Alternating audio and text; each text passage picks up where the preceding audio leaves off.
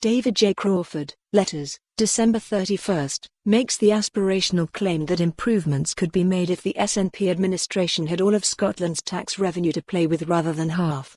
Our national accounts, GERS 2018-19, state we tax raised, with a geographical share of oil revenues, £62.7 billion but spent £75.3 billion, giving Scotland an annual £12.6 billion of spending not raised by our own taxation. Scotland directly administered £45 billion, 72%, of spending from our tax raised, and more than £63 billion of spending, more than 100% of the total tax we raise, is immediately soaked up by spending on such as health, education and social security, and by UK administration of our pensions, housing benefit and other social security. Additional UK spending on common UK services such as defence, transport infrastructure, EU net contributions, are effectively provided tax-free to our administration at Holyrood.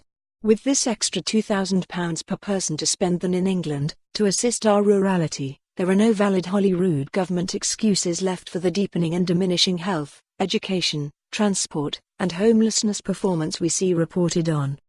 The other unevidenced claim by Mr. Crawford is that the Scottish NHS outperforms the NHS in the other countries of the Union. This has become political mantra, but is simply not the case. Overall A&E performance is more the exception, with 89% meeting the 4-hour target in Scotland compared to 85% in England. From the ISD Scotland and NHS England official statistics, we are falling further behind NHS England, particularly since 2014. Scotland now has an average of 1,492 hospital beds blocked daily with delayed discharge patients as at October 2019, a magnitude some 3 times higher than the England rate.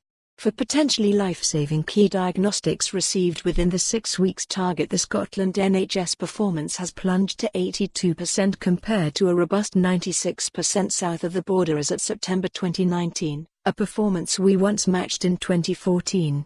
For the RTT, referral to treatment, standard within 18 weeks performance is at 77% and more than 250,000 patients missing the treatment time guarantee, compared to a much higher 85% in England, again as at September 2019. Leaving the UK as a mythical salvation whilst ignoring fundamental currency, reserves, border, trade and fiscal deficit issues, and no longer sharing economic risk with the UK, will impose an economic recession with unprecedented cuts to already struggling core public services and challenging levels of social protection. Richard Richardson, Glasgow G42.